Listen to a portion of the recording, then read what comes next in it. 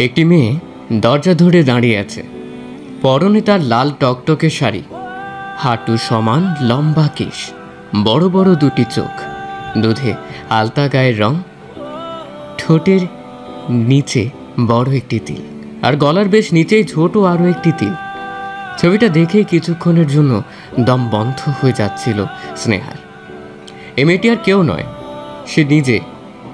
তার নিজেরই রূপের খুঁটিনাটি বর্ণনা সে নিজে আগে কখনো খেয়াল করে দেখেনি, অথচ যেই পোর্ট্রেটটা করেছে সে যে অনেক গভীরভাবে তাকে পর্যবেক্ষণ করেছে সেটা বোঝাই যাচ্ছে। স্নেহাই পোর্ট্রেটটা দেখলো ফেসবুকে, নিউজ ফিডে ঘুরতে ঘুরতে সামনে এসে পড়ল তার। সে নিজের পোর্ট্রেটটা কিছু সময় নিজেই খোঁজ করতে লাগলো এই ছবির আর্টিস্টের। যে ছবিটি আপলোড করেছে তাকে মেসেজ দিয়ে কিছুক্ষণ অপেক্ষা করলো সে। না, কোনো উত্তর নেই। একের পর এক মেসেজ করার পর অবশেষে মেসেজ সেন্ড করলো ছেলেটি। ওয়েট, এতগুলো SMS দেওয়ার মানেটা কি? উপরের মেসেজগুলো পড়ুন।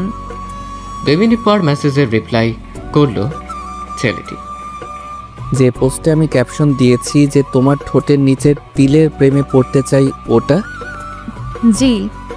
হো আই সি, বাট আমি আর্টিস্টকে চিনি না। আমি পিকটা একটা গ্রুপে পেয়েছি। কোন গ্রুপ? আমার জানাটা খুব জরুরি।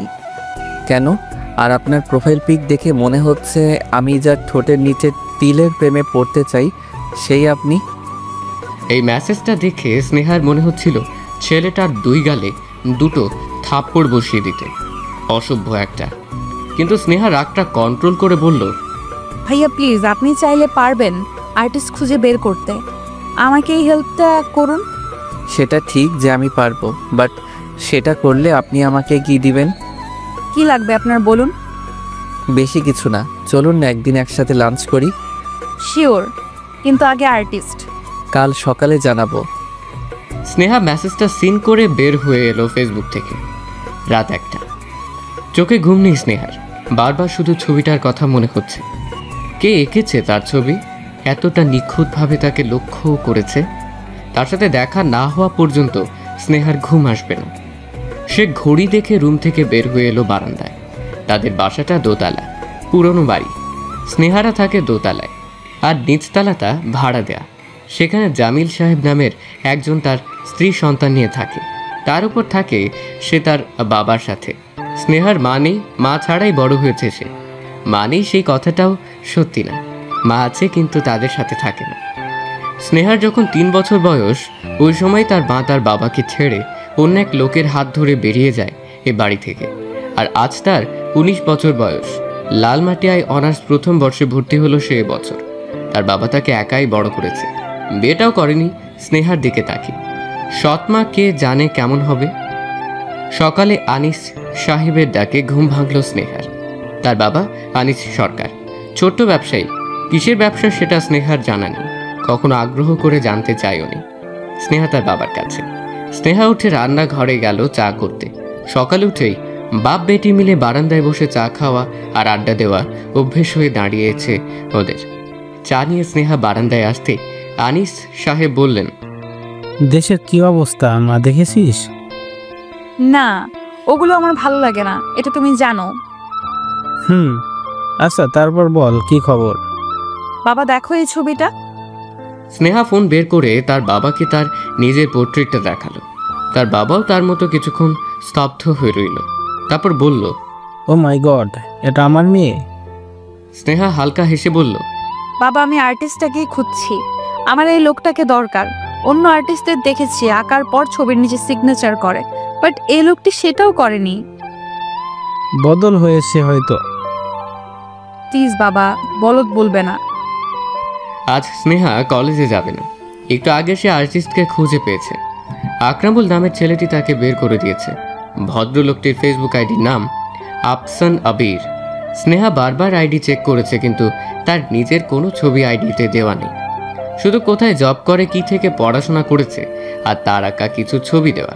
স্নেহার ছবিটি বর্তমানে তার আইডির কভার ফটোতে দেওয়া, ক্যাপশন দেয়া, তোমাকে আঁকতে অনেক কাঠ খড় পড়াতে হয়েছে। কমেন্টে অনেকে বলেছে কিরে ভাবি নাকি। স্নেহা রেডি হয়ে বেরিয়েছে জগন্নাথ ইউনিভার্সিটির উদ্দেশ্যে। ফেসবুকের ডিটেইলস অনুযায়ী আফসান জগন্নাথের চারুকলা বিভাগে অধ্যাপনা করে, জয়েন করছে নতুন। এর আগের বছর পাশ করে এবছর অধ্যাপনা শুরু করেছে। রিকশায় ওঠার পর স্নেহা ফোন দিল তার বান্ধবী সাফাকে। ওই বছর জগন্নাথে ভর্তি হয়েছে। অবশ্য ও চারুকলাতে পড়ে না, কিন্তু আফসানকে খুঁজতে হেল্প করতে পারবে নিশ্চয়ই। তুই শিওর যে আফসান নাম? হ্যাঁ, আফসান আবির। আমার একটা ফ্রেন্ড চারুকলাতে আছে, দাঁড়া ওকে কল করি। স্নেহা কিছুক্ষণ অপেক্ষা করার পর সাফা বলল, আরে পাইছি, নতুন জয়েন করছে, ক্লাস 2 একটা অ্যাটেন্ড করছে, এর জন্য তেমন কেউ চিনে না, অবশেষে পাইলাম। চল, শুনলাম অফিস রুমেই আছে। স্নেহা ও সাফা অফিস রুমে এসে আফসানকে পেল না। সে নাকি চলে গেছে, কিন্তু তারা ঠিকই তার বাসার ঠিকানা জোগাড় করে ফেলল। সাফাকে বিদায় দিয়ে স্নেহা রিক্সা নিল। তার গন্তব্য আফসানের বাসা।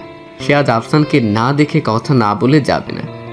যে তার এত সুন্দর একটা ছবি এঁকেছে তাকে দেখার ইচ্ছে অসঙ্গত কিছু নয়। ঠিকানা 13/6 পশ্চিম মালিবাগ। রিক্সা থেকে নেমে ভাড়া দিয়ে স্নেহা এগুলো বাড়িটার দিকে।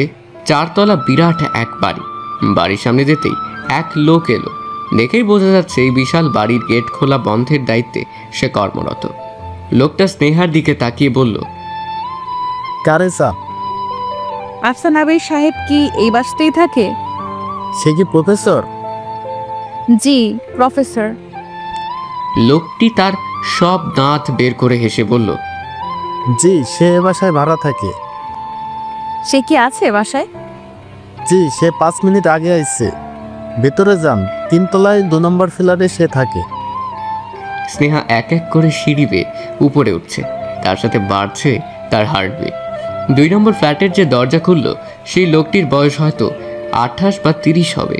খালি গা হাতে। তাকে যে খারাপ লাগছে তা নয়, জিম করে হয়তো। বডি দেখা যাচ্ছে। লম্বায় 6 ফিটের উপরে হবে হয়তো। গায়ের রং হালকা শ্যাম। মোট কথা যে কেউ তাকে প্রথম দেখাতেই সুদর্শন পুরুষ বলবে। আবার অনেক তরুণী হয়তো প্রেমেও পড়বে। আফসান হতভম্ব হয়ে দাঁড়িয়ে আছে। সে তার নিজের চোখকে বিশ্বাস করতে পারছে না। এই মেয়ে তার বাসায়? এটা কি সত্যি ঘটছে নাকি স্বপ্ন? এটি কি আফসান সাহেবের ফ্ল্যাট? আফসান এতটাই অবাক যে সে এখনো নিজেকে ধাতস্থ করতে পারছে না। সে যে খালি গায়ে একটা তরুণীর সামনে দাঁড়িয়ে আছে এটা তার এখনো মাথায় আসেনি। মাত্রই বাসায় ঢুকে কাপড় ছেড়ে ফ্রেশ হয়ে বেরিয়েছিল সে। এর মাঝেই বেল বাজতেই দরজা খুলে অবাক চোখে তাকিয়ে আছে স্নেহার দিকে সে। হ্যালো, এই যে। আফসান নিজেকে কন্ট্রোল করে বলল, জি, আমি আফসান।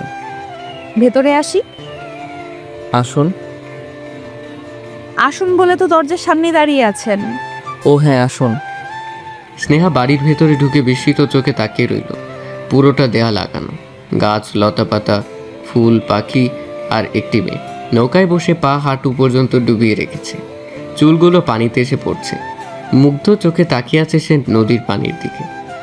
এই প্রথম এমন একটি বাসা স্নেহা দেখল যে বাসায় দেয়ালে রঙের পরিবর্তে এত সুন্দর করে গাছপালা আঁকানো। স্নেহা ড্রয়িং রুমে বসতেই আফসানও বসে পড়ল। তারপর তার মনে পড়ল তার গায়ে কিছু নেই। সে কিছুটা অস্বস্তির সাথে বলল, বসুন, আমি আসছি। একটা টি শার্ট পরে ঝটপট 2 কাপ কফি করে আফসান নিয়ে এলো ড্রয়িং রুমে। এতক্ষণ তার মনে চলছিল নানান প্রশ্ন। এই মেয়ে এখানে কেন, কিভাবে? আফসানকে দেখে স্নেহা উঠে দাঁড়ালো। আফসান বসতে বসতে বলল, বসুন। না জিজ্ঞেস করেই কফি করে আনলাম। স্নেহা হালকা হেসে বলল, সমস্যা নেই। স্নেহার এই হাসি দেখে যেন আফসানের জ্ঞান হারাবার উপক্রম হলো। সে নিজেকে সামলে নিয়ে বলল, হাসবেন না, হাসলে ঠোঁটের নিচের তিলটা খুব বেশি অ্যাট্রাকটিভ লাগে। বলেই আফসান জিভে কামড় দিল। ইস, মনের কথাটা সে জোরে বলে ফেলেছে। পরক্ষণে পরিস্থিতি সামলাবার জন্য বলল, কিছু মনে করবেন না, ঠাট্টা করলাম। তো কিসের জন্য এলেন? স্নেহা কি বলবে ভেবে পাচ্ছে না। আফসানকে কাল থেকে দেখার আগ্রহ তার এতটাই ছিল যে সে আজ বাসায় উপস্থিত। আর দেখার পর আর এক দফা ধাক্কা। সে কি প্রেমে পড়ে গিয়েছে আফসান নামের এই লোকটির? আরে না, তা কিভাবে হয়? একবার দেখে কি কারো প্রেমে পড়া যায় নাকি? আর এই লোকটাও কি তাকে চিনতে পারছে না? যার ছবি এঁকেছে তাকে বলছে কি দরকার এসেছে? স্নেহা বিরক্ত মুখে বলেই ফেলল, বাবা, যার ছবি এঁকেছেন তাকে চিনতে পারছেন না? আফসান কিছুটা অপ্রস্তুত বোধ করে বলল, আমি তো একবারও বলিনি যে আপনাকে চিনতে পারছি না। আমি বলছি আপনি আমার কাছে কি মনে করে এলেন। সব সময় দরকারে কারো কাছে আসতে হয়, এইটা তো জানা ছিল না। আফসান কি বলবে ভেবে না পেয়ে চুপ করে রইল। স্নেহা কিছুক্ষণ উত্তরের অপেক্ষা করে উত্তর না পেয়ে বলল, আমি অবশ্য দরকারে এসেছি। আমি আমার একটা পোর্ট্রেট করাতে চাই আপনাকে দিয়ে। আফসান জয়ের একটা হাসি দিল। হাসিটা দেখে স্নেহার মনে হলো সে বিশ্বকাপ জয় করে ঘরে ফিরেছে। আবার আফসানের উত্তর না পেয়ে স্নেহা বলল, কি করে দেবেন না? আমার কাজই ছবি আঁকা, আর আপনার মতো কেউ যদি। আফসানকে কথা শেষ করতে না দিয়েই স্নেহা উঠে বলল। আফসানের মনে হচ্ছে তার অতি প্রিয়জন তাকে ছেড়ে দূরে কোথাও চলে যাচ্ছে। কেমন যেন অদ্ভুত লাগছে তার। সে কিছু না ভেবেই বলে ফেলল, এখনই উঠছেন? আর এক কফি খেয়ে যান। স্নেহা হালকা হেসে বলল, এখন দুপুর 2:30টার মতো বাজে, এই সময় কফি খাওয়ার মতো ইচ্ছা আর আমার নেই। তবুও আপনি যদি বলেন আর কিছুক্ষণ বসতে পারি, কিন্তু কফি না। আফসান লজ্জিত ভঙ্গিতে বলল, সরি, আসলে খেয়াল ছিল না একদম। সমস্যা নেই, একটা প্রশ্ন করি। শিওর। আপনি আমাকে প্রথম কোথায় রেখেছিলেন? এর আগের বছর পহেলা বৈশাখের দিনে প্রথম দেখেছিলাম টিএসসির সামনে। আপনি চুড়ি কিনে হাতে চুড়ি পরেছিলেন। স্নেহার মনে পড়ে গেল সেদিনের কথা। সেদিন লাল টকটকে রঙের একটি সুতি শাড়ি পরেছিল। শাড়িটার পাড় ছিল হালকা সোনালি সুতোয় কাজ করা। চুলটা ছেড়ে দিয়ে চোখে গাঢ় করে কাজল, কপালে লাল টিপ, ঠোঁটে হালকা করে লাল লিপস্টিক আর একটা ঝুমকো পরে বেরিয়েছিল। কিন্তু চুড়ি পরতে একদম ভুলে গিয়েছিল সে। তাই টিএসসির সামনে থেকে মুহিব ভাই তাকে চুড়ি কিনে দিয়েছিল। আর কাল যে পোর্ট্রেটটা দেখেছিল সেটিও ছিল অবিকল সেদিনের সাজের মতোই। একদম মাথায় আসেনি তার। দিনে দিনে সে কি মন ভোলা হয়ে যাচ্ছে। এদিকে আফসান একটু থেমে আবার বলতে শুরু করলো, তখন আপনাকে দেখে কেন যেন আমার মনে হচ্ছিল আপনাকে আমার ক্যানভাসে আঁকলে দারুণ লাগবে, তাই আপনার পিছু নিলাম। আপনি চুড়ি কেনার পর গেলেন ঢাকা ইউনিভার্সিটির চারুকলা বিভাগে। সেখানে একটা ছেলের সাথে কিছুক্ষণ বসেছিলেন। হ্যাঁ, আমার খালাতো ভাই ছিল আমার সাথে। ও, তারপর আপনি একটি গাছ ধরে দাঁড়ালেন ছবি ওঠানোর জন্য, মনে পড়ে? জি। আপনার ভাই ছবিগুলো তুলছিল আর আপনি দাঁড়িয়ে দাঁড়িয়ে বিভিন্ন পোজ দিচ্ছিলেন। স্নেহার অস্বস্তি লাগছে। ছবি ওঠা একটা পার্সোনাল ব্যাপার, আর সেই সময়টাই সবাই নিজের মনে এক একভাবে পোজ দিয়ে ছবি ওঠে, যেটা সে আর ক্যামেরাম্যান ছাড়া কেউ দেখলে কেমন যেন বিরক্ত লাগে। আর এই লোকটি চুপি চুপি এই কাজগুলোই করেছে। অসহ্যকর ব্যাপার একটা। আর আপনার একটা পোজ আমার এত বেশি ভালো লেগে গিয়েছিল যা বোঝানোর মতো না। আপনার ভাই ছবিটা ক্যাপচার করে নিয়েছিল তার ক্যামেরায়, আর আমি নিয়েছিলাম আমার মনে। বলেই হালকা হাসলো আফসান। স্নেহা উঠে দাঁড়িয়ে বলল, আজ আসি। সব কথা একসাথে শুনলে পরে কথা বলার মতো কোনো টপিক থাকবে না। সেটাও। আমি আপনাকে ফেসবুকে অ্যাড করব, দয়া করে। স্নেহার কথা শেষ না হতে আফসান বলল, অবশ্যই করব। স্নেহা বাড়িতে গিয়ে ঢুকে পড়ল শাওয়ার নিতে। সারাদিন রোদে রোদে ঘুরে গা কেমন যেন ঘিন ঘিন করছে। 1 ঘন্টা শাওয়ার নেওয়ার পর বের হলো সে। চুলটা মুছেই গেল ডাইনিং। ক্ষুধায় তার পেট থেকে চো চো শব্দ আসছে। ময়নার মাছ রান্না করেছে ইলিশ মাছ। ইলিশ মাছ খুব একটা পছন্দ না স্নেহার, তবু সে খুব আরাম করে অনেকটা ভাত খেলো। তারপর রুমে এসে বিছানায় শুয়ে পড়লো। ঠিক সেই সময় ফোনটা বেজে উঠল তার। মুহিব ভাই ফোন করেছে। তার খালাতো ভাই মুহিব, বড় খালার ছেলে। মা চলে যাবার পর থেকে বড় খালাই তাকে মায়ের আদর দিয়েছে, কখনো মানি এমনটা মনে করতে দেয়নি। মুহিব ভাই ঢাকা ইউনিভার্সিটি থেকে ম্যাথ নিয়ে পড়ছে। পড়া নাকি শেষ হওয়া ভাব। আসলে নিজে থেকে স্নেহা কখনো কিচ্ছু জিজ্ঞেস করে না তাকে। মুহিব ভাই যে তাকে পছন্দ করে এটি স্নেহা জানে। এমনকি খালাওকে তার ছেলের বউ করে নিতে চায় সেটিও জানে সে। সব জেনেও স্নেহা এমন একটা ভাব করে যেন এ জগৎ সম্পর্কে কিছুই বোঝে না সে। 4 বার রিং হবার পর 5ম বারে ধরল স্নেহা। হ্যালো স্নেহা। জি স্নেহা। আজ কি ফ্রি আছিস? ফ্রি না থাকলেই কি বা থাকলেই কি, আজ আমি বের হব না। প্লিজ একটু বের হ না। সম্ভব না মুহিব ভাই। Please please please. না না না না না। আমি তোর জন্য অপেক্ষা করব। কিছু না বলেই ফোন কেটে দিল স্নেহা। সে যতই না করুক না কেন মুহিব জানে স্নেহা ঠিকই আসবে। বিকেল 5:30টার মাঝেই স্নেহা এসে উপস্থিত হলো ধানমন্ডি লেকে। মুহিবের খুব প্রিয় একটা জায়গা। প্রায় বিকেলেই সে স্নেহাকে ফোন দিয়ে আসতে বলে এখানে। প্রতিবারই স্নেহা আসবে না বলেও ঠিকই এসে উপস্থিত হয়। আজও এসেছে সে। কটকটে হলুদ রঙের সিল্কের পাঞ্জাবি, চোখে সানগ্লাস পরে দাঁড়িয়ে আছে এক 26 বছর বয়সী এক লোক। মাথা ভর্তি চুলগুলো অগোছালো কোঁকড়ানো, চোখ দুটো গোল, ছোট ছোট, ঠোঁট বেশ পুরু, চওড়া কাঁধ, সবকিছু মিলিয়েও অন্য কিছু আকর্ষণ তার মাঝে আছে। স্নেহা লোকটির কাছে এসে দাঁড়িয়ে বলল, মুহিব ভাই, তোমাকে এই হলুদ পাঞ্জাবিতে কতটা বিশ্রী লাগছে তুমি জানো? মুহিব সানগ্লাসটা চোখ থেকে নামিয়ে বলল, কোন দিনটায় আমার তোর কাছে ভালো লেগেছে? স্নেহা সে কথার উত্তর না দিয়ে ফোন বের করে তার পোর্ট্রেটটা মুহিবকে দেখালো। মুহিবও ঠিক ওর আর বাবার মতো কিছুক্ষণ স্তব্ধ হয়ে রইল।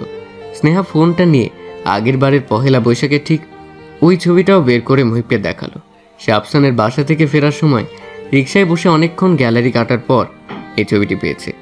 মুহিবকে ছবিটি দেখে স্নেহা বলল, দেখেছো, একই ছবি অথচ কত তফাৎ। মুহিব ছবির দিকে তাকিয়েই বলল,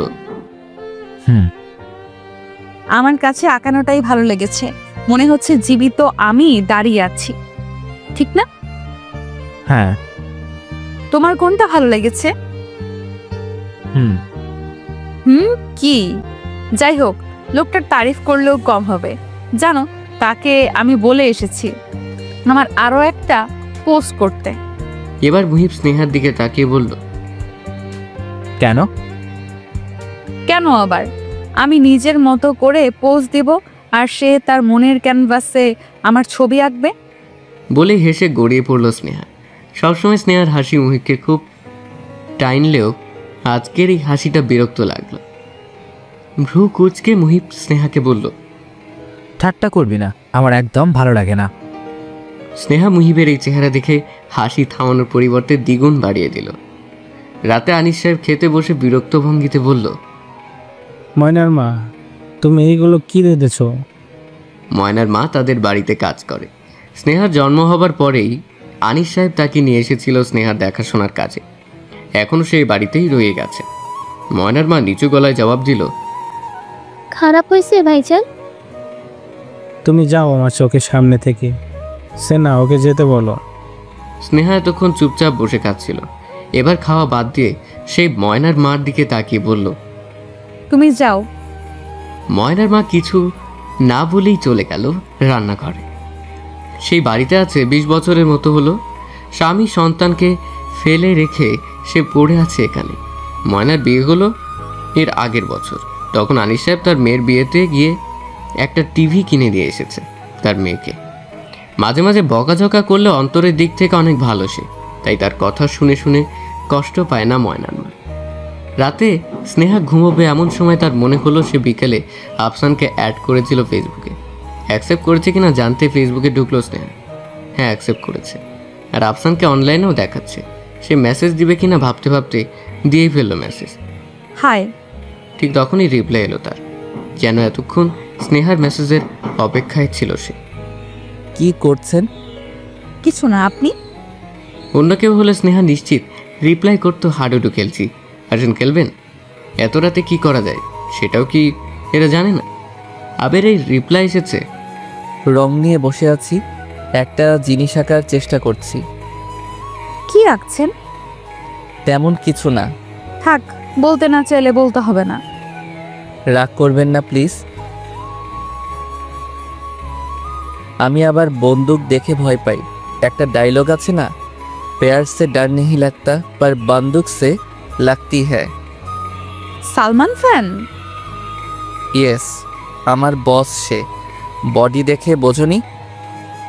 বুঝেছি, তার মানে আপনি সবাইকে বড়ে দেখিয়ে বেড়ান। মোটেও না, আমি তো তখন মাত্র ফ্রেশ হয়ে বের হয়েছিলাম।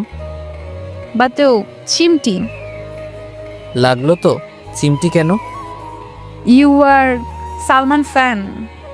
হা হা হা। আচ্ছা থাক, আমার ছবি আঁকার মুড এসে গেছে। We are Salman fan. ছবি আঁকতে আমার মুডও লাগে নাকি? জি ম্যাডাম, শুভরাত্রি, বিদায়। Good night. ফোনটা চার্জে ঢুকিয়ে ঘুমিয়ে পড়ল স্নেহা। ঘুম ভাঙলো তার বাবার ডাকে। উঠে স্নেহা ফোন হাতে নিয়ে মেসেঞ্জারে ঢুকলো। আফসান আবির ওয়াজ অ্যাক্টিভ 5 hours ago। লেখাটা আগে দেখলো সে। এখন বাজে 8টা। রাত 3টার দিক লোকটা ফেসবুকে কি করছিল? আচ্ছা, লোকটার জন্য তার এমন লাগছে কেন? সে কি লোকটাকে পছন্দ করে? অবশ্য পছন্দ হতেই পারে, পছন্দ হওয়া খারাপ কিছু না। লোকটিকে যে কোনো মেয়ে দেখেই পছন্দ করবে।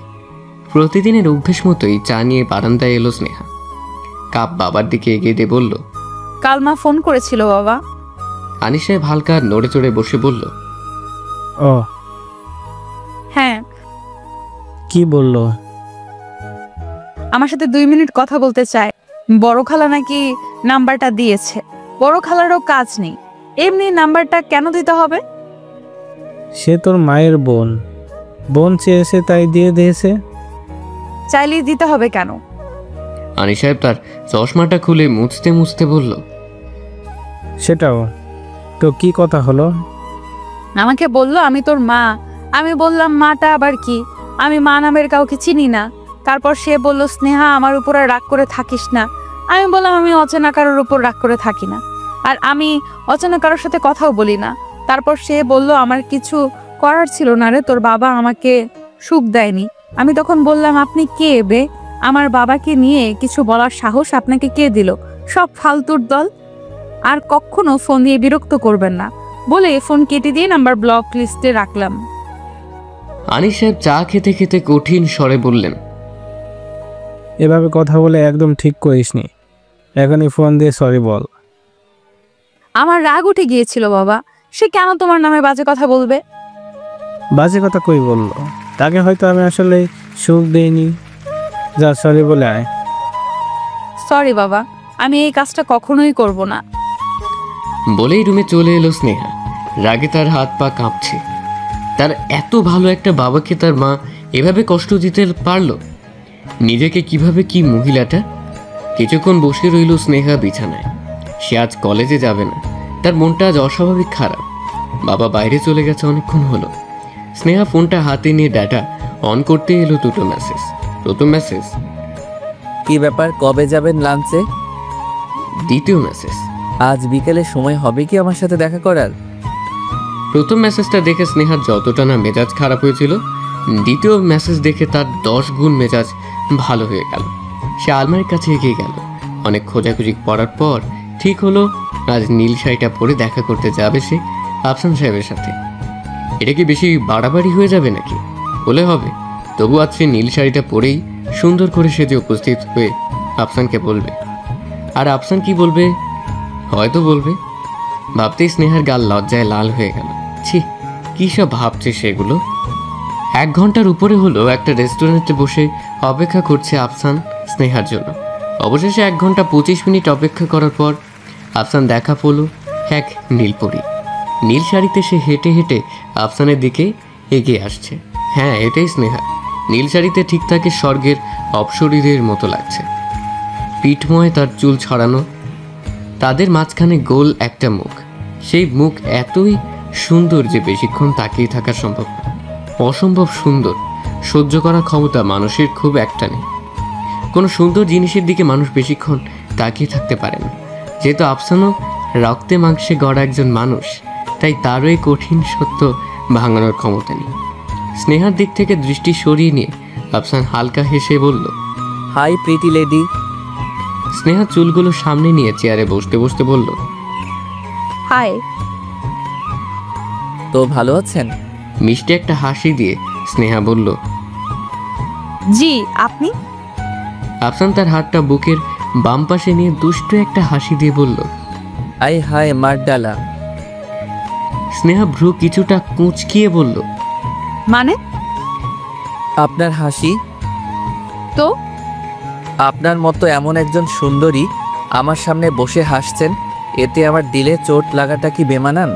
পটাতে চাচ্ছেন? যদি বলি হ্যাঁ, তাহলে বলবো এটা বেমানান। আফসান চেয়ারটা সামনের দিকে টেনে এগিয়ে এনে বসলো।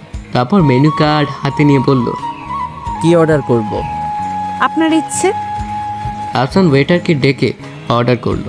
এরপর হালকা কেশে স্নেহার দিকে ঝুঁকে এসে বলল, প্রথম দেখায় ভালো লাগা, তারপর কিছুদিন আড়াল থেকে তাকে দেখা, তারপর বাসায় সামনাসামনি বসে কথা বলা, এবং তারপর রেস্টুরেন্টে সেই মেয়েটাকে প্রেম নিবেদন করা। ব্যাপারটার মাঝে বেমানান দিক কোনটা? স্নেহা প্রসঙ্গ পাল্টানোর জন্য বলল, দেখা হবে বলার কারণটা কি জানতে পারি? অবশ্যই, এই যে মাত্র বললাম প্রেম নিবেদন করার জন্য ডেকেছি। বলতে বলতে ওয়েটার এসে খাবার দিয়ে গেল। ওয়েটার যাবার পর আফসান বলল, আমি যদি ভুল না করি আপনি এখন আমাকে একটা ছেঁচড়া ছেলে ভাবছেন, এম আই রাইট? স্নেহা সহজ গলায় বলল, ভাবার কি অসংখ্য কারণ নেই? বলেছিলাম না? বাই দ্য ওয়ে, আমি আপনাকে আজ ডেকেছি একটা জিনিস দেবার জন্য, প্রেম নিবেদনের জন্য নয়। আফসান পাশ থেকেই একটা কাগজ বের করে স্নেহার সামনে রেখে বলল। খুলুন। স্নেহা কাগজটা হাতে নিল। গোল করে মোড়ানো একটি কাগজ। কাগজটা খুলতেই স্নেহার মুখ আনন্দে ঝিলিক দিয়ে উঠল। তার সাথে একটি ধ্বনি বের হয়ে এলো, ওয়াও। কাল যখন রোদে রোদে ঘুরে ফিরে স্নেহা দুপুরের দিকে উপস্থিত হয়েছিল আফসানের বাসায়, তখন স্নেহা ছিল খুব ক্লান্ত। তার চেহারায় ফুটে উঠেছিল এই ভাবটা। আর আজ সেই ক্লান্ত চেহারা স্নেহাকে ফুটিয়ে তুলেছে আফসান তার কাগজে। অফ হোয়াইট রঙের কামিজ পরা একটি মেয়ে বসে আছে বনের মাঝে। থিমটা দেখে খানিকটা মনে হচ্ছে সেই মেয়েটি পথ ভুলে বনের মাঝে ঢুকে পড়েছে, আর সঠিক পথ খুঁজতে খুঁজতে সে ক্লান্ত। একটি গাছের ছায়ায় বসে সে স্বস্তির কিছু নিঃশ্বাস ফেলছে। রাতে যখন আপনি জানতে চাইলেন কি আঁকছি, তখন এটা নিয়েই বসেছিলাম। বসে বসে আপনার ক্লান্ত চেহারাটা মনে করার চেষ্টা করছিলাম। ঠিক তখনই এলো আপনার মেসেজ, যেটাকে মেঘনা চাইতেই বৃষ্টি বলে। বলেই প্রাণ খুলে হাসতে লাগলো আফসান। স্নেহা আফসানের হাসির শব্দ শুনে ছবিটি থেকে দৃষ্টি ফেরালো আফসানের দিকে। তারপর হালকা হেসে মিষ্টি গলায় বলল, একেবারেই আমাকে দিয়ে দিচ্ছেন? কেন, সন্দেহ আছে নাকি? হুম, কিন্তু একটা জিনিস হয়তো আপনি ভুলে গিয়েছিলেন। আফসান ভ্রু কুচকে তাকিয়ে বলল, কোনটা? চুল। কাল যখন আপনার বাসায় ছিলাম তখন চুলটা বাঁধা ছিল। সব চুল একসাথে করে পাফ করে রেখেছিলাম, কিন্তু আপনার আঁকানো ছবিটাই কিন্তু চুলটা খোলা। ইচ্ছে করে দিয়েছি, আপনাকে খোলা চুলেই মানায়। আপনার ঠোঁটের নিচের তিলটা তো আপনার চুলের ছোঁয়া চাই, আর বেঁধে রাখলে তিলটা আপনার চুলের ছোঁয়াটাকে মিস করে। অদ্ভুত কথা বলতে কি খুব ভালো লাগে? এ মাঝেই একটা মেয়ে এসে সালাম দিল আফসানকে। ওয়ালাইকুম আসসালাম। স্যার আপনি এখানে? কেন, এখানে আসা নিষেধ নাকি আমার? মেয়েটা থতমত খেয়ে বলল, না সেটা না। মেয়েটার কথা শুনে বোঝা গেল সে আফসানের ছাত্রী। মেয়েটা দেখতে সুন্দর, উঁচা লম্বা হালকা পাতলা গড়নের এক মেয়ে। মেয়েটি এবার স্নেহার দিকে তাকিয়ে বলল, স্যার এটা কে? সেটা দিয়ে তুমি কি করবা? যাও এখন। মেয়েটা এমন একটা লুক দিয়ে বের হয়ে গেল যেন সে এক্ষুনি স্নেহাকে খেয়ে ফেলবে, হাড্ডি গুড্ডি সহ কোনো রকমের ছাড় দেবে না। আচ্ছা, মেয়েটা বসে বসে হাড্ডি খাচ্ছে ভাবতে কেমন লাগবে ভেবে দেখা যাক। চোখ বন্ধ করে স্নেহা ভাবতে শুরু করতেই সে খিলখিল করে হেসে উঠল। মনে মনে বলতে লাগলো, হায় হায়, কি বিশ্রী অবস্থা। আফসান আর স্নেহা রেস্টুরেন্ট থেকে বের হলো রাত 8টার দিক। তার পাশাপাশি হাঁটতে লাগলো রাস্তার ফুটপাত ধরে।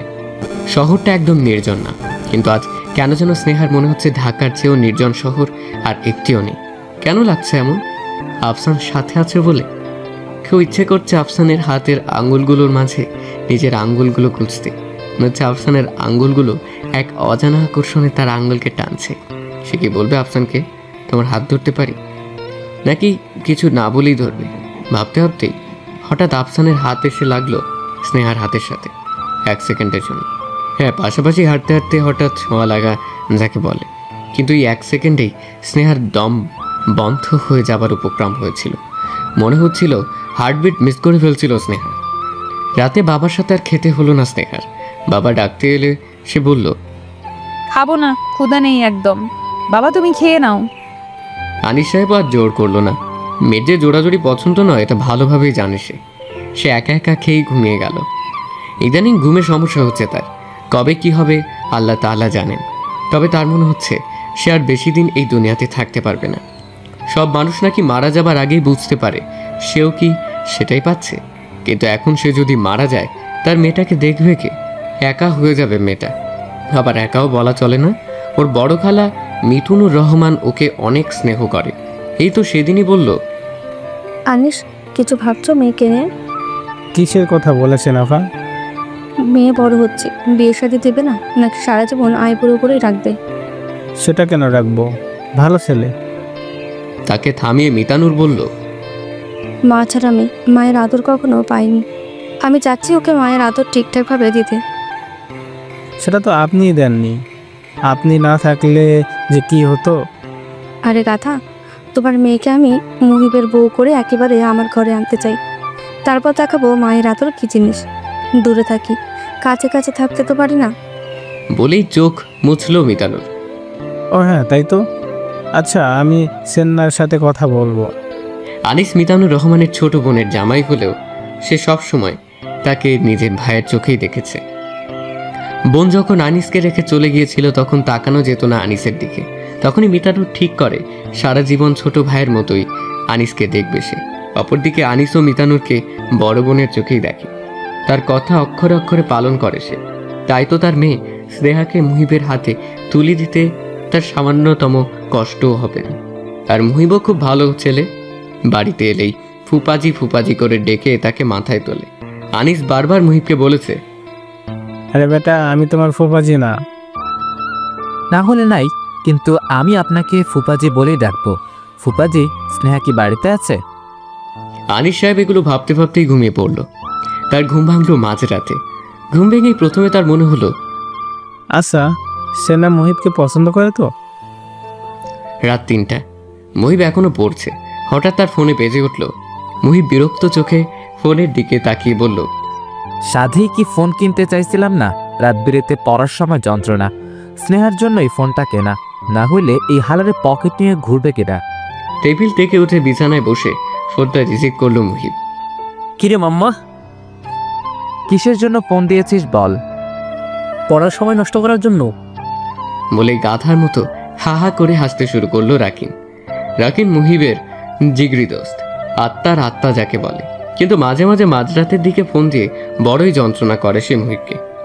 মুহিব রাকিনের হাসি শুনে কঠিন স্বরে বলল, শালা মানুষ হইলি না, আর যদি রাতে ফোন দেস তোর বাপের নাম ভোলাই দিব। মাম্মা এত রাগ কেন? তোমার দরকারেই ফোন দিছিলাম, বুঝছো? মুহিব ভ্রু কুঁচকে বলল, কি? তোমার খাঁচার পাখি তো এখন অন্য এক খাঁচায়। তোর দরজা খুললো কেমনে রে? তালা ফালা লাগাস না নাকি? ভনিতা করিস না। আরে মাম্মা, ভাবে তো আজ নতুন ভাইয়ের সাথে রিক্সায় যাইতেছিল। মাম্মা, তুই যদি আজ ভাবিরে দেখতি পুরাই পাগল হয়ে যাইতি। কি যে একটা সাজ দিছিল রে।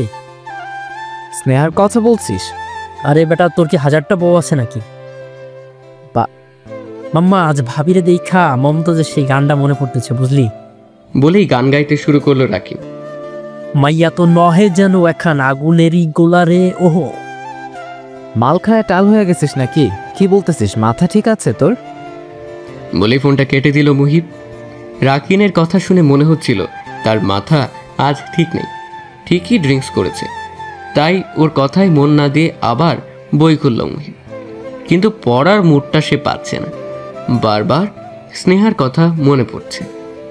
কিছু না ভেবেই ফোন হাতে নিয়ে স্নেহাকে কল করলো মুহিব। স্নেহা ঘুমিয়ে পড়েছিল 11টার দিকেই।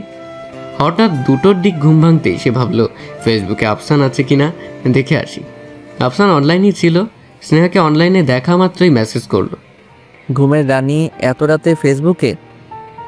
স্নেহা ফোন করে রেখে আবার ঘুমোবে ঠিক এই সময় আফসানের মেসেজ দেখে তার চোখ থেকে ঘুম উড়ে গেল। সে রিপ্লাই করলো, থাকতে নিষেধ আছে নাকি? না, ঘুমাচ্ছিলেন এতক্ষণ নাকি পড়ছিলেন? এত রাত জেগে পড়া আর আমি? ইম্পসিবল। তাহলে ঘুমাচ্ছিলেন? জি। আপনাকে একটা গান শোনাই। গান? গান জানেন আপনি? জি না, ফোনের প্লে লিস্ট থেকে শোনাবো। আমার ফোনেও গান আছে। ওকে প্লিজ শুনেন না, প্লিজ না করবেন না। ওকে। নাম্বারটা দিন। কিসের?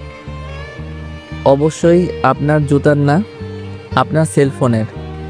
স্নেহা রিপ্লাই করতে যাবে ঠিক এই সময় এলো মুহিবের ফোন। স্নেহা কেটে দিয়ে টাইপিং করতে লাগলো। আবারও এলো ফোন।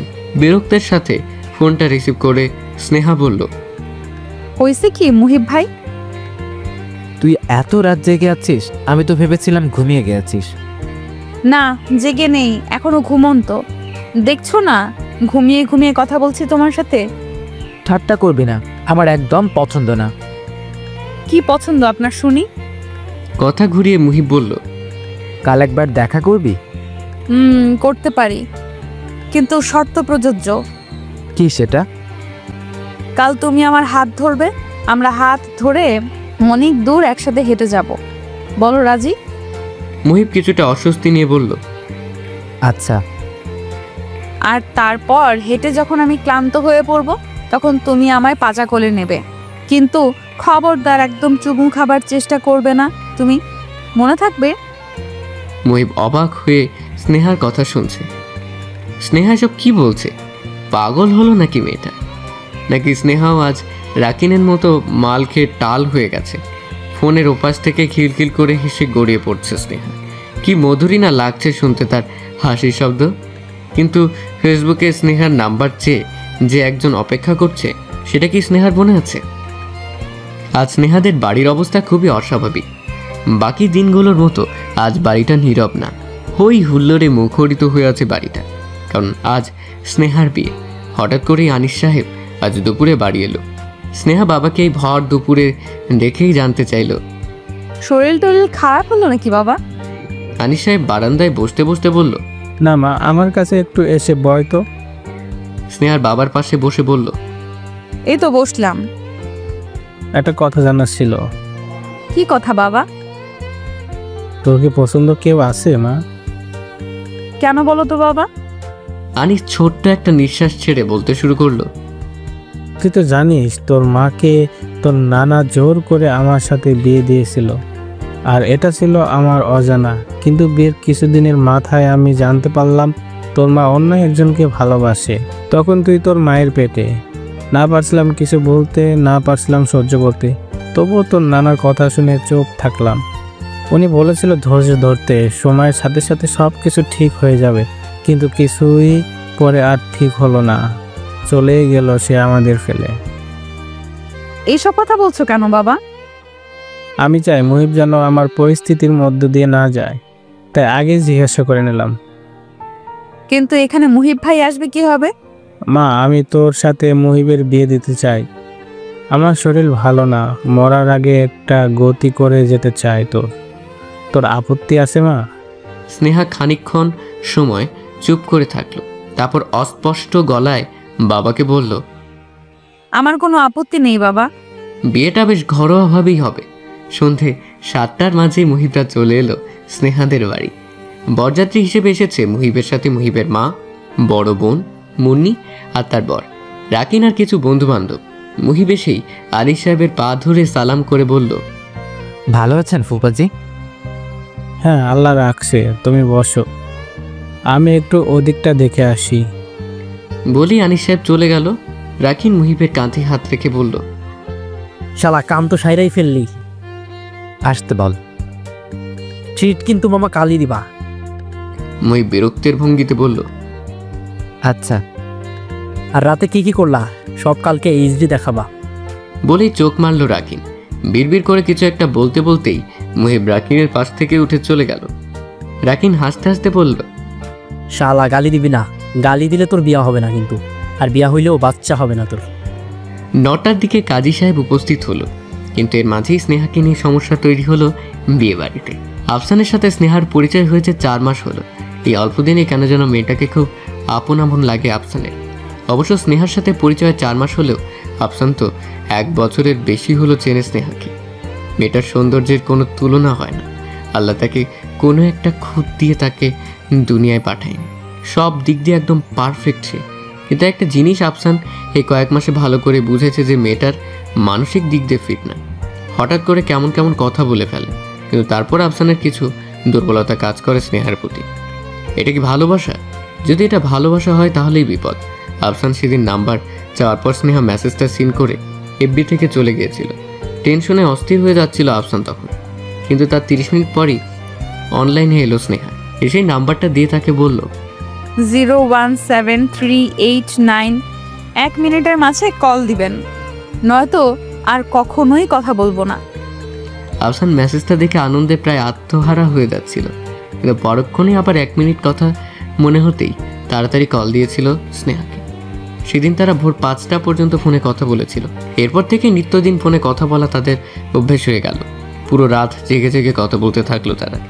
আফসানের সাথে আজ বিকেলে দেখা করার কথা ছিল স্নেহা, কিন্তু দুপুরে স্নেহা ফোন দিয়ে মানা করে দিয়েছে আফসানকে। তারপর থেকে আফসান নিম্নে 100 বার ফোন দিয়েছে স্নেহাকে, কিন্তু ফোন বন্ধ। এভাবে এতক্ষণ ফোন বন্ধ করে রাখার মানেটা কি? কিন্তু স্নেহা যে ধরনের মেয়ে, তার পক্ষে ফোন এতক্ষণ ধরে বন্ধ রাখা কোনো কঠিন বিষয় নয় বলেই নিজের মনকে সান্ত্বনা দেয় আফসান। কাজে আসার পর স্নেহাকে নিয়ে আসা হলো ছাদে। ছাদে দেরি বড় করে বউ ফেলেছো বসানোর তোমরা। জন্য স্টেজ গায়ে হলুদ সাজানো কিছুক্ষণ হয়েছে। আগে হয়ে সেখানে গেল। বসে বসে অপেক্ষা করছিল মুহিব স্নেহার জন্য। স্নেহাকে তখন নিয়ে আসা হলো। তখন কিছুটা স্তম্ভিত চোখে তাকিয়ে রইল মুহিব স্নেহার দিকে। বধূ বেশে স্নেহাকে যে অপরূপ লাগবে সেটা আগেই ভেবেছিল মুহিব, কিন্তু এতটা অপূর্ব লাগবে সেটা কল্পনাতেও ভাবেনি মুহিব। খয়েরি রঙের জামদানি, চুলগুলো খোপা করা, হয়তো মাথায় কাপড় থাকার কারণে দেখা যাচ্ছে না, কপালে টায়রা, নাকের নথ, আরও হাবিজাবি কী সব পরানো। এত কিছুর নাম জানে না মুহিব, তাই কি পরানো সেটাই মনোযোগ না দিয়ে মুহিব স্নেহার মুখের দিকে তাকিয়ে রইল। এই সময় রাকিন এসে মুহিবকে বলল, মামা মুখ চাপা, মশা ঢুকবে তো। মুহিব তার কোকড়ানো চুল কপাল থেকে টেনে হালকা কিছুটা উপরে তুলে বলল, আমি কি হা করে আছে নাকি? যা তো সামনে থেকে। যাবই তো, এখন তো আর আমাদের ভাল লাগবে না। বউ পাইছো না, বউরাই এখন খাও। ঠিক সেই সময় স্নেহা উচ্চ স্বরে বলল, আমি এই বিয়ে করব না। সবাই তার কথা শুনে অবাক হয়ে তাকিয়ে রইল স্নেহার দিকে। আনিস মেয়ের দিকে এগিয়ে এসে বলল, মা কোনো সমস্যা? বাবা আমি বিয়ে করব না। করুণ গলায় আনিস বলল, কেন মা? আমি তোমাকে একা রেখে মার মতো চলে যেতে পারবো না। আমি এতটাও স্বার্থপর না। এটাকে আমাকে ছেড়ে চলে যাওয়া বলে না। তুই তো আসিসই, যখন ইচ্ছা হবে চলে আসবি। না না না, আমি তোমাকে রেখে কোথাও যাব না। আমি ঠিক তোমাকে কতটা ভালোবাসি তুমি জানো না বাবা। মা চলে যাওয়ার পর তুমি কিভাবে নিজেকে সামনে নিয়েছো আমি দেখেছি। ছোট ছিলাম, কিন্তু আমি বুঝতাম বাবা, আমার কথা ভেবে তুমি বিয়েটাও করনি। রাতে উঠে তুমি যে মার ছবি নিয়ে কাঁদো সেটাও আমার অজানা নয়। তখন আমি ছোট ছিলাম, আমাকে আঁকড়ে ধরেই বেঁচেছিলে তুমি। আমি চলে গেলে তোমার কি হবে এটা খুব ভালোভাবে জানি আমি বাবা। আর আমাকে জোর করে যে কিচ্ছু হবে না সেটা তুমি জানো। আনিস সাহেবের চোখে পানি। অনেক চেষ্টার পরও আটকে রাখতে পারলেন না। আসলে স্নেহার মাকে খুব ভালোবাসে সে, তাই হয়তো তার জায়গায় আজ অন্য কাউকে নিয়ে সংসার শুরু করার কথা মাথাতেও আসেনি সে। আর স্নেহা যে বলছে এটাও মিথ্যে না। স্নেহা যাওয়ার পর এই বিশাল বাড়িতে একা একা থাকবে সে কী করে? একদিন দেখা যাবে দম বন্ধ হয়ে মরে পড়ে আছে এক কোনায় সে, কিন্তু তাই বলে তো স্নেহাকে সারা জীবন কাছে রাখতে পারবে না সে। মেয়ে হয়ে জন্ম নিয়েছে সে, পরের বাড়ি একদিন যেতেই হবে। এতক্ষণ মুহিব হতভম্ব হয়ে শুনছিল সবকিছু। এই পর্যায়ে সে মুখ খুলল। ফুপাজি, স্নেহা ঠিকই বলেছে। বলেই নীরব হয়ে বসে রইল মুহিব। তাকে চুপ থাকতে দেখে স্নেহা মুহিবের দিকে তাকিয়ে বলল, মুহিব ভাই, তুমি চাইলে কিন্তু আমাদের বিয়েটা সম্ভব। তীক্ষ্ণ চোখে মুহিব স্নেহার দিকে তাকালো। স্নেহা আবার বলতে শুরু করলো, হ্যাঁ, তুমি আজ আমাকে বিয়ে করে চলে যাও। আমি থাকবো আমার বাবার কাছে আর তুমি তোমার মার কাছে। মাঝে মাঝে আসতে চাইলে আসবে এখানে। মুহিবের মুখ দেখে বোঝা গেল তার এই প্রস্তাবটা পছন্দ করেছে, কিন্তু মাঝখানে আবার ঝামেলা শুরু করলো মুহিবের মা মিতানুর। এমন বিয়ে সে করাবে না। একটা ছেলে তার ছেলের বউকে ঘরে না নিতে পারলে আর কিসের সুখ? কিন্তু মিতানুরকে বানাতেও বেশি সময় লাগলো না মুহিবের। আপাতত সবাই রাজি। রাত 11টার মাঝে বিয়ে সম্পন্ন হলো মুহিব আর স্নেহার। তারা আজ থেকে স্বামী স্ত্রী। দীর্ঘজীবন একসাথে থাকার জন্য আজ তারা রাজি। পারবে কি তার বাকিটা জীবন একসাথে দুজন দুজনের হাত ধরে বাকি তো পথ হাঁটতে? রাতে মুহিব স্নেহাদের বাড়িতে থেকে গেল। আজ তার বাসর রাত, আর আজ নাকি সে তার বিয়ে করা বউ তার নিজের সম্পত্তির থেকে দূরে থাকবে, প্রশ্নই ওঠে না। কিন্তু এই থেকে যাওয়ার কাজটাও করতে হলো তাকে অনেক পরিশ্রম করে, কারণ রাকিন শালাটা এত খারাপ, নিজে বয়ে করেনি জন্য আর কেউ যে বউয়ের সাথে থাকুক এই সুখটা ওর সহ্য হচ্ছিল না। সবার মাঝে বারবার ওকে নিয়ে যাওয়ার কথা বলছিল, আর মুহিবও মুখ ফুটে কিছু বলতে পারছিল না। কিন্তু মনে মনে ঠিকই রাকিনের 14 গোষ্ঠী উদ্ধার করছিল মুহিব। কিন্তু মুহিবরা চলে আসার ঠিক আগ মুহূর্তে একটা মিরাকেল হলো। মুহিবের বোনের বর বেঁকে বসলো, সে নাকি আজ এই বাড়িতে থাকবে। শালার বিয়েতে কোলা দাঁড়া গিরি করবে না, এটা তো হয় না। শেষমেশ ঠিক হলো মুহিব আর তার কোল দাঁড়া আজ এ বাড়িতে থাকবে। মুহিব বাসর ঘরে ঢুকবে এই সময় তার দুলাভাই এসে বলল, চালক, তোমার বাসটা কিন্তু শুধু আমার জন্যই হচ্ছে। হ্যাঁ, তা তো বটেই। সারা জীবন মনে রাখবা কিন্তু এটা, তোমাদের প্রথম মিলন আমিই করাইছি। বলেই প্রাণ খুলে হাসতে হাসতে চলে গেল সে। মুহিব মনে মনে বলল, আপনি তো বউ বিরহ বুঝবেনই। বিয়ের পর বউ ছাড়া থাকা আর লবণ ছাড়া তরকারি এক। বাসর ঘরে অনেকক্ষণ হলে বসেছিল স্নেহা। মুহিবকে ঢুকতে দেখেই বলল, তুমি এত দেরি করলা কেন? মুহিব কিছু বলল না।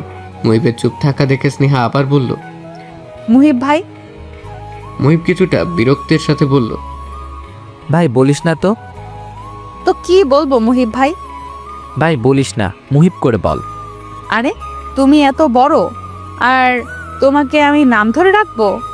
হ্যাঁ, কারণ আমি এখন তোর বর। আচ্ছা, তাহলে তো ডাকাই যায়। মুহিব স্বস্তির নিঃশ্বাস ফেলল, তারপর ইতস্তত করে বলল, তোর হাতটা ধরতে পারি? স্নেহা হাতটা এগিয়ে দিয়ে বলল, পারো। মুহিব হাতটা ধরে কিছুক্ষণ বসে রইল। স্নেহা মুহিবের হাতে একটা চিমটি খেটে বলল, শুধু হাত ধরে বসে থাকলেই হবে? চুমু খেতে যাচ্ছ না কেন? মুহিব কথাটা শুনে স্নেহার দিকে এগিয়ে আসতেই স্নেহা বলল, মুহিব ভাই কাছে এসো না। মুহিব বিরক্ত চোখে স্নেহার দিকে তাকিয়ে বলল, বললাম না ভাই বলবি না। সরি মুহিব ভাই, কিন্তু একটা কথা কি জানো, মেয়েরা প্রেম করার জন্য খুঁজে স্মার্ট ছেলে, আর বিয়ের জন্য খুঁজে হাবা গোবা টাইপের এক ছেলে। তুমি কি বুঝতে পারছো আমি তোমাকে কাদের দলে ফেলেছি মুহিব ভাই? বলেই খিলখিল করে হাসতে শুরু করলো স্নেহা। আর পাশে মুহিব নামে ছেলেটি আসলেই হাবাগোবা হয়ে বসে আছে। তার মাথায় এখনো কিছুই ঢুকছে না যে সে কোন দলে। চারদিক থেকে অন্ধকারে কেটে যাচ্ছে, হালকা আলো উঠতে শুরু করেছে চারদিকে। দু একটা পাখির কিচিরমিচির শব্দ কানে আসছে আফসানের। সে সিগারেট হাতে বসে আছে বিছানায়। আজ সারাটা রাত আফসানের ঘুম হয়নি। কেমন যেন মাথার মাঝে ফাঁকা ফাঁকা লাগছে। স্নেহা কি ওর রাতের নেশা হয়ে দাঁড়িয়েছিল? হয়তোবা দাঁড়িয়েছিল, নাহলে এক রাত কথা বলতে না পেরে আফসানকে অনিদ্রায় ভুগতে হতো না। রাতে ঘুম না আসে আফসান উঠে ছবি আঁকতে বসে গিয়েছিল, কিন্তু সেটাতেও মন দিতে পারছিল না। তারপরও মন দেওয়ার চেষ্টা করে একটি থিম মাথায় নিয়ে বিশাল একটি বট গাছের ছবি আঁকতে শুরু করেছিল আফসান, কিন্তু সেটাও বাদ দিতে হলো, কারণ সবুজ রঙটা কেমন জানি মানাচ্ছিল না, বারবার লেপটে যাচ্ছিল। সকাল 8টা, স্নেহার রুমে হালকা রোদ এসে ঢুকছে। এই এক চিমটি রোদ স্নেহার ঘুম ভাঙাতে যথেষ্ট, কারণ রোদটা এসে পড়েছে ঠিক স্নেহার মুখের ওপর। স্নেহা একটা হাই তুলে বিছানা থেকে ছেড়ে উঠল। তার পরনে কালকের বিয়ের শাড়িটা। স্নেহা একটি সুতি শাড়ি হাতে নিয়ে ওয়াশরুমে ঢুকে গেল। ফ্রেশ হয়ে বের হয়ে এসে স্নেহা তার স্বভাব মতো রান্নাঘরে চা করতে গেল। ময়নার মা রান্নাঘরেই ছিল। স্নেহাকে দেখে সে বলল, আমা চান ভাই চান তো নাই, ভোরেই বাইর হয়ে গেছে। স্নেহা হাই তুলতে তুলতে বলল, চা করে দিব? না, দরকার নেই। বাবাই যেহেতু নেই তখন আর চা খাবো না, আমি একটু ঘুমাবো, আমার ঘুম ছাড়েনি। মুহিব ভাই কোথায় গেছে জানো? হাই হাই, কি শরমের কথা। আবারও হাই তুলতে তুলতে স্নেহা বলল, কি সমস্যা? জামাইরে কেউ ভাই ডাকে? আম্মা চান তারে ভাই ডাকবেন না, তারে ডাকবেন এই বলে। চুপ করে থাকো তো, তোমার জ্ঞান এখন আমার শুনতে ইচ্ছে করছে না। বলেই স্নেহা রান্নাঘর থেকে বেরিয়ে এলো। সে এখন ঘুমোবে। তার চোখে রাজ্যের ঘুম এখন জড়ক হয়েছে। সারা রাত ঘুমিয়েও এত ঘুম কিভাবে তার চোখে, এ নিয়ে কিছুটা চিন্তিত সে। মুহিব খুব ভোরেই বের হয়ে এসেছে স্নেহাদের বাড়ি থেকে। সারা রাত তার ঘুম হয়নি। অবশ্য এই নিয়ে সে বিচলিত না, সে এখন অন্য এক কারণে চিন্তিত। স্নেহা রাতে কিছু কথা বলছে ওকে, যেটা ওর মাথা থেকে যাচ্ছেই না। মুহিব এসে বসেছে মিজান মামার চায়ের দোকানে। তাদের সব বন্ধুদের আড্ডাখানা এটা। অবশ্য মুহিব আড্ডাতে বেশিরভাগ সময় থাকে না, কিন্তু মাঝে মধ্যে চলে আসে মিজান মামার চায়ের লোভে। অসম্ভব মজার চা বানায় সে। একবার খেলে 1 বছর এই চায়ের স্বাদ লেগে থাকবে ঠোঁটে। এটাই মুহিবের ধারণা।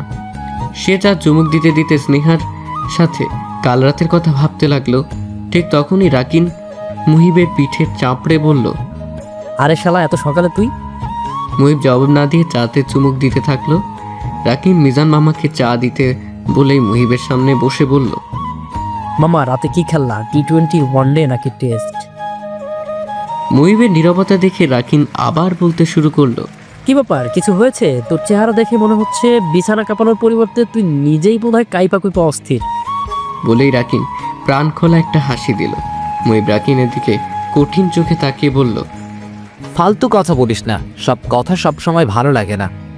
রাকিন এবার মুহিবের দিকে ঝুঁকে এসে বলল, খুলে বলতো মামা, কি সমস্যা, কি হয়েছে? কাল রাতে অন্তির কাছে যেতেই অন্তি আমাকে বলল, তুমি তো ম্যাথের স্টুডেন্ট, তোমাকে আমি এখন একটা অঙ্ক দিব।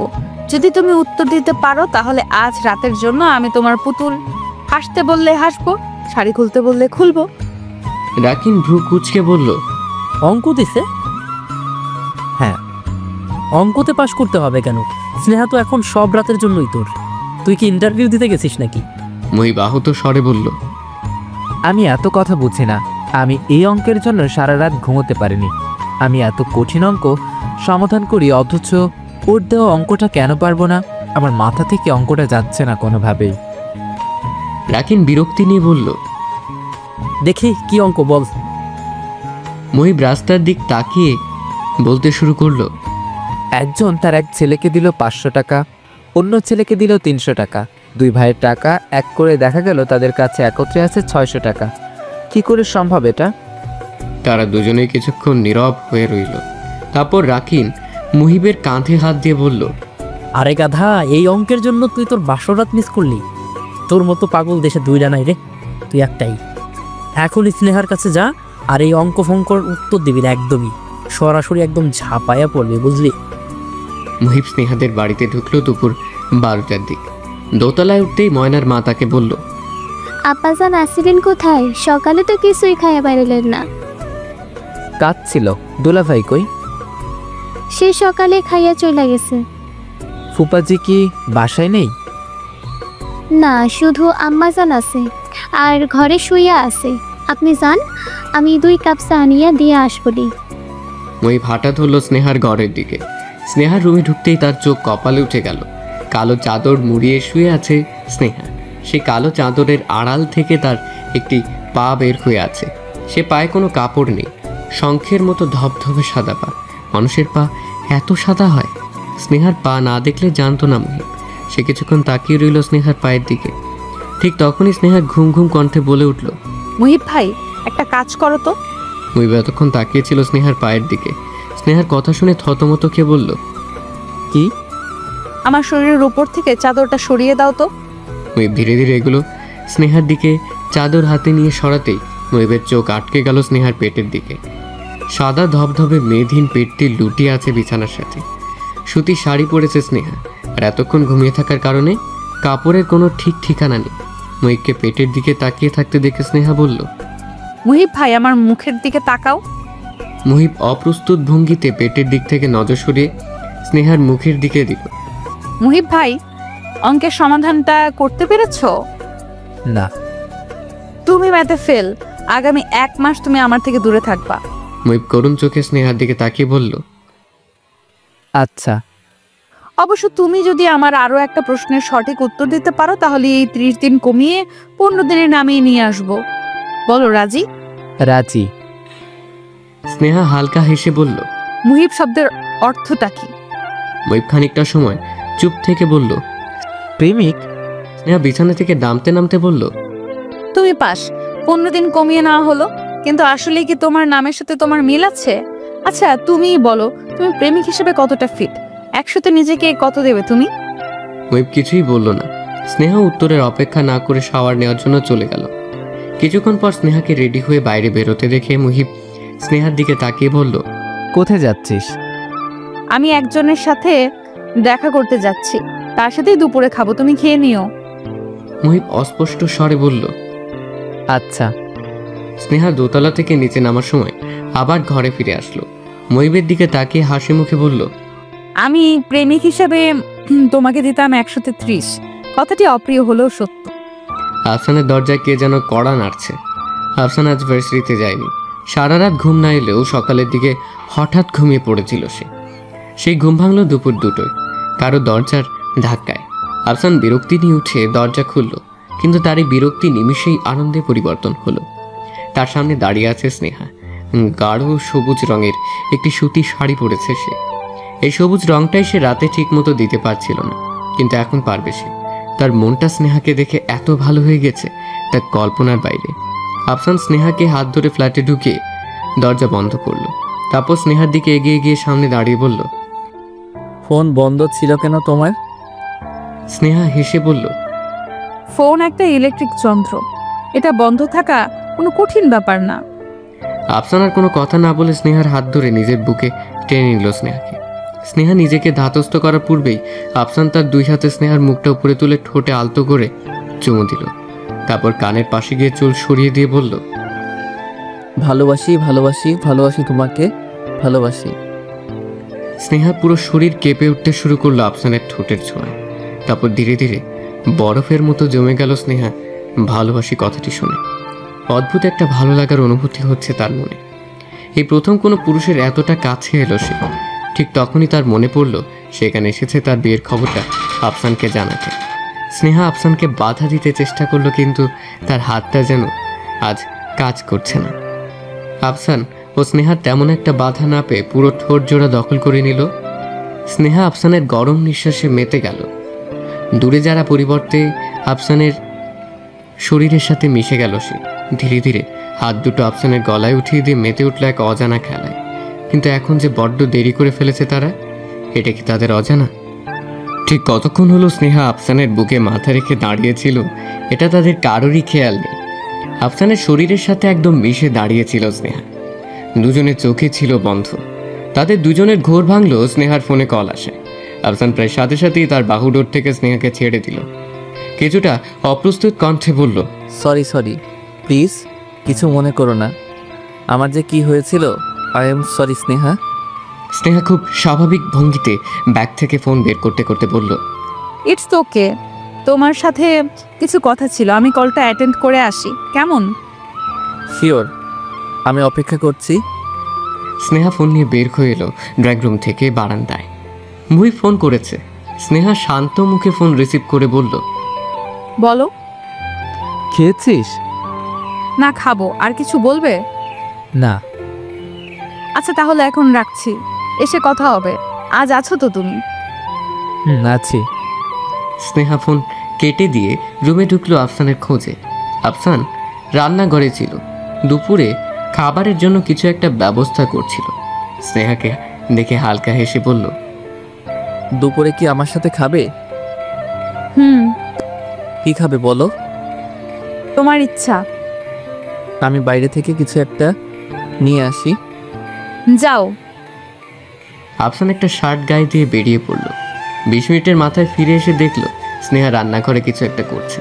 আফসানের খাবারটা টেবিলে রেখেই রান্নাঘরে এসে পেছন থেকে স্নেহাকে জড়িয়ে ধরল।